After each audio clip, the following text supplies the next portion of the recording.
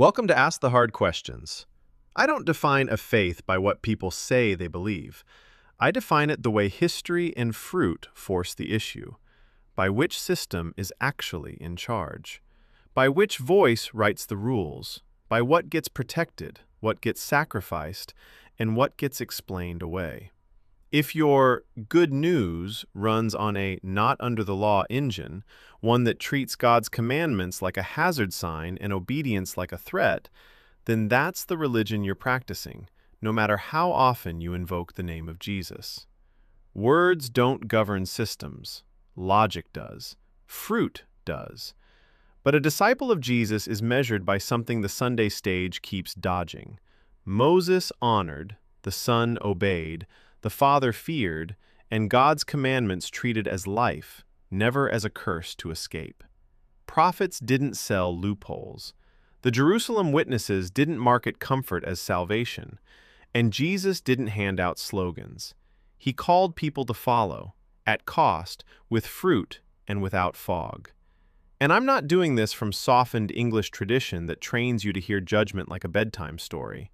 I'm not bowing to the King James idol, a book treated like it fell from heaven in 1611, while people ignore the fact that it's an English product built on editorial choices, inserted headings, manufactured paragraph breaks, punctuation decisions that steer meaning, and reverent wording that sands down sharp edges. That's how a command becomes advice. That's how a warning becomes a hymn. That's how the Sunday system survives, by keeping the text foggy enough to protect the stage. We work from the earliest recoverable record, Greek where it matters, Hebrew where it matters, because I want the teeth back in the text. I want the words to land the way they were written to land, clear, direct, impossible to spin. We're here to read what was written, define what it means, and let the record collide with the modern church machine exactly the way it was meant to. Not what sells, not what soothes, what's true. Tonight's episode is Frosting is Bread, a Baby is Born in Tarsus, because nothing exposes the not-under-the-law system faster than tracing its origin story without the frosting. Before the slogans, before the miracles get weaponized, before the phrase becomes a machine. This is a children's story for grown-ups who've been trained to clap. A baby is born in Tarsus, an empire city where citizenship matters, names matter, and access matters. A boy with two names, two worlds, two passports, 1 foot in synagogue light, 1 foot in Roman light. And the crowd applauds because bilingual sounds like holiness when it's really leverage. We're going to slow the story down before the glow, before the conversion gets wrapped in immunity, before a violent zeal gets rebranded as spiritual authority. Because miracles don't prove messages. A light can knock you down, and you can still stand up lying. Water can wash skin without washing a system. The danger isn't forgiveness, the danger is the upgrade. We're going to follow the logic all the way through. How not under the law turns commandments into a prop, erases definition, dissolves accountability, and creates a world where wolves eat clean and call it communion. Where the law disappears when it restrains lust, greed, and power, but magically reappears when they want a club in their hand.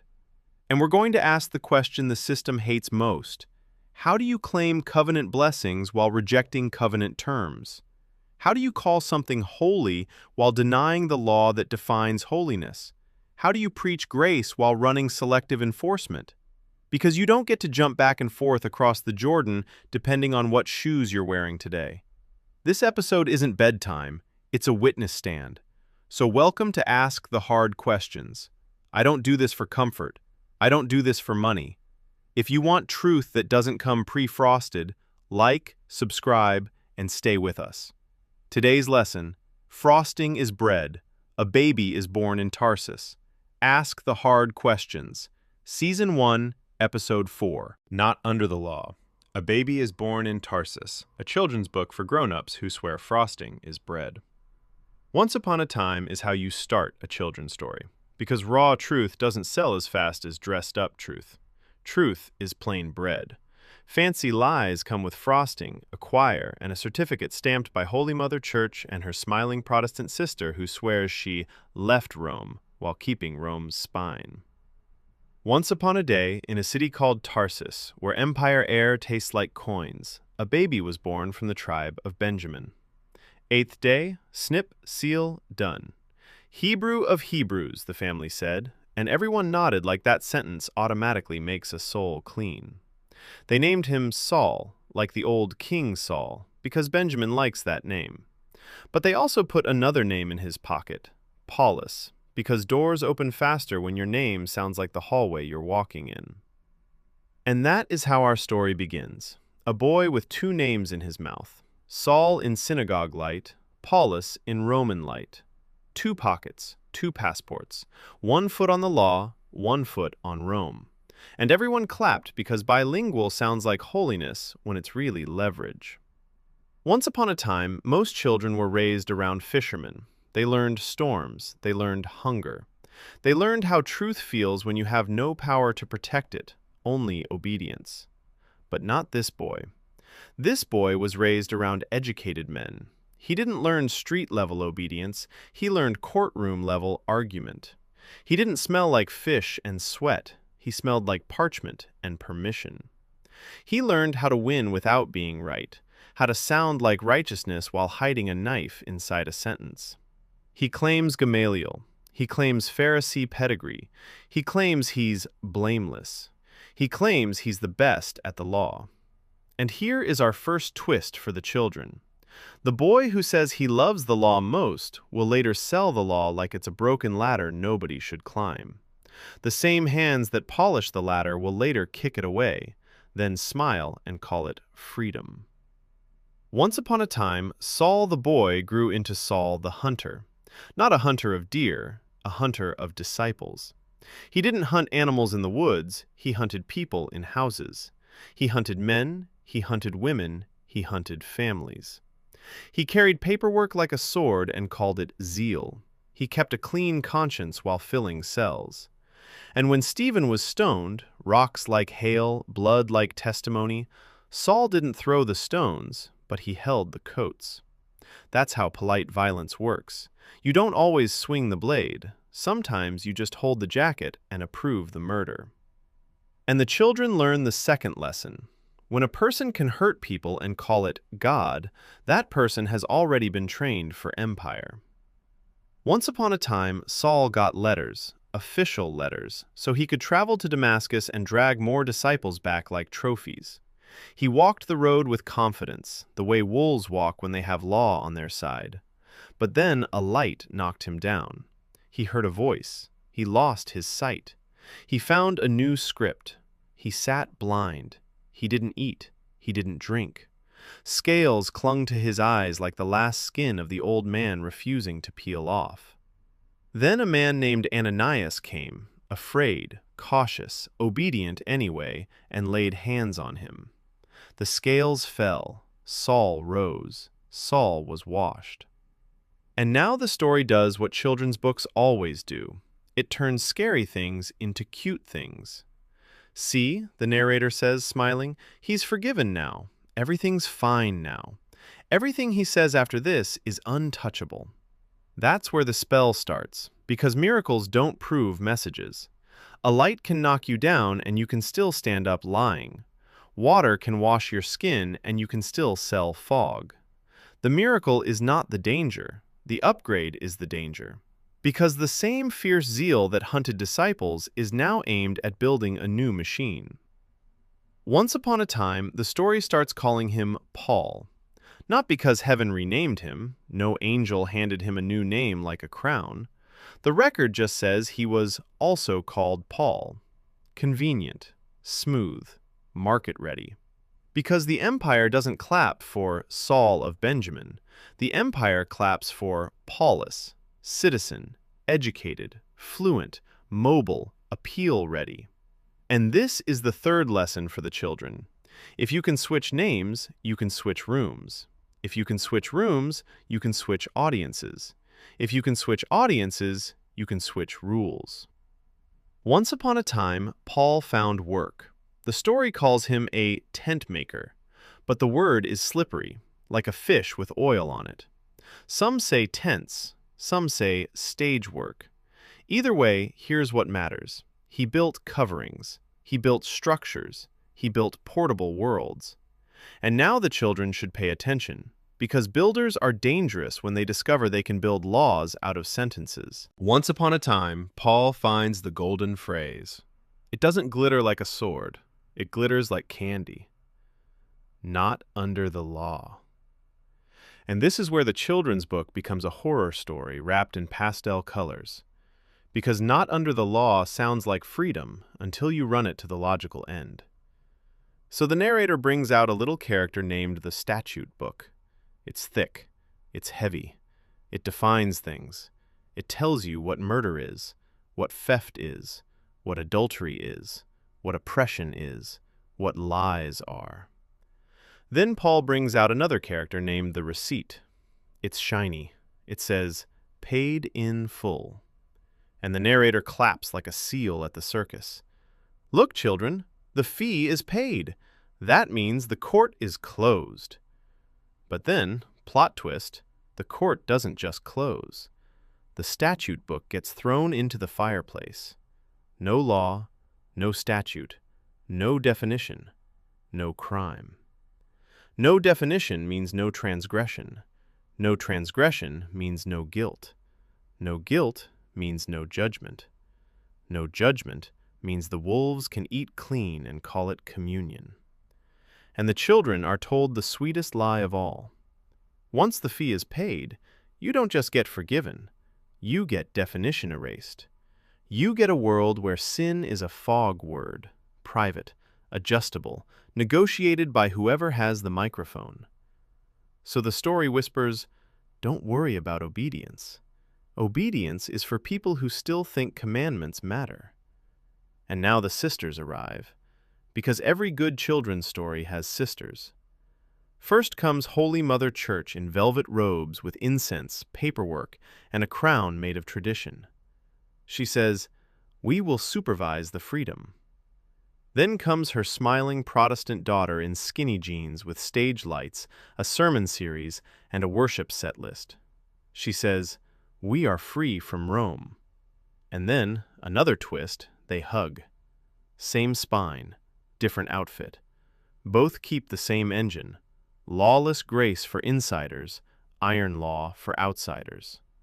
And now the wolves enter. Not cartoon wolves with straw houses. Real wolves. These wolves don't blow, they devour. They wear sheep pelts stitched from religious words. They use freedom like a disguise. They preach clean while they keep a private list of who counts as human. They preach grace while they build a gated neighborhood of acceptable sinners. They preach paid in full while their teeth stay sharp. And here's the part the book keeps trying to skip, so we grab the page and hold it open. Not under the law never gets applied equally in the real world. Because the moment you walk into comfort zone empire manners, suddenly the wolves remember laws again. Suddenly there are rules. Suddenly there are definitions. Suddenly there are statutes for you. The same mouths that preach no condemnation start measuring your zip code, your accent, your poverty, your past. They say no law while living inside a law, an unwritten one, with a country club door and a bouncer named Discernment. Discernment isn't a shepherd in this story. Discernment is a doorman. And the doorman only checks IDs when you're not on the guest list. So what is it, children? Is the law cursed for everybody?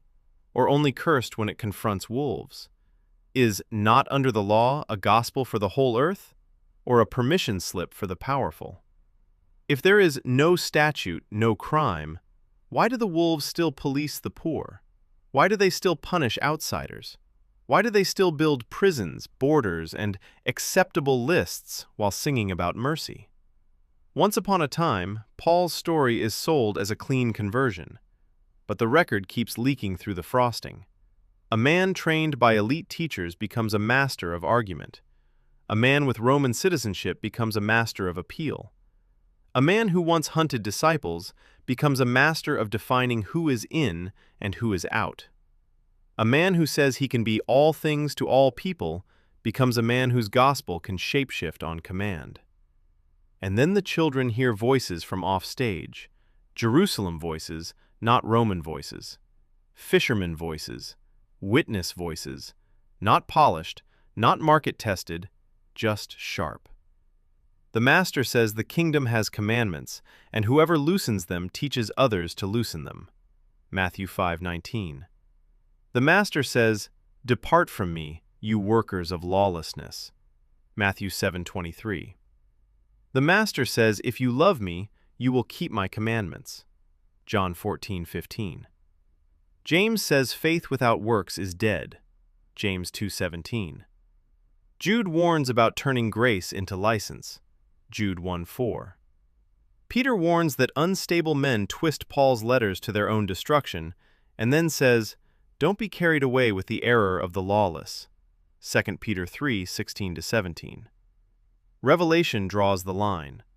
The ones who endure keep God's commandments and the faithfulness of Jesus. Revelation 14:12. That's not bedtime. That's a witness stand. So the children's book moral is simple, and it cuts like a blade. If not under the law cancels the statute book, you didn't get freedom. You got predator religion. If not under the law removes the definition of sin, you didn't get mercy. You got a legal loophole for wolves. If not under the law is true, and you apply it equally to all people, the wolves lose their favorite weapon, selective enforcement. They can't preach no law on Sunday and run hard law on Monday. They can't sell grace to themselves and sell judgment to everyone they don't like. That's why they need fog. That's why they need embellished truth for a good cause. That's why they need a children's story where the wolf wears a pastor's smile and the audience claps because the music is loud. So let this be the start of 2026 and my beginning with YouTube as we ride Paul's phrase to its logical end and we refuse selective application. If they want not under the law, fine. Apply it to the wolves too. Apply it to empire too. Apply it to the Sunday machine too. Apply it to the donor class too. Apply it to the nation with the biggest bombs too. Watch how fast they panic when the loophole has to touch their own hands. Once upon a time is how fairy tales start. But this is not a fairy tale. This is war over definitions, commandment or loophole, obedience or permission, king or beast, Sabbath holiness or Sunday theater, Zion or Babylon. And the wolves? They're easy to find under the law and not under the law, because they always keep a law for you, even while preaching no law for themselves. Love, Eric Osborne. Ask the hard questions. #EricSeeksTruth. Thank you for watching. If this exposed something you've been trained not to look at, follow, like, and subscribe. @EricSeeksTruth, Eric Osborne on Facebook, Messenger, Instagram, and YouTube. I'll leave you with this. If your not under the law gospel is real, why do you keep a hidden law for everyone you don't like while preaching no law for yourselves? If commandments are gone, what is your court even judging? What standard are you using to label anything sin, holy, or abomination?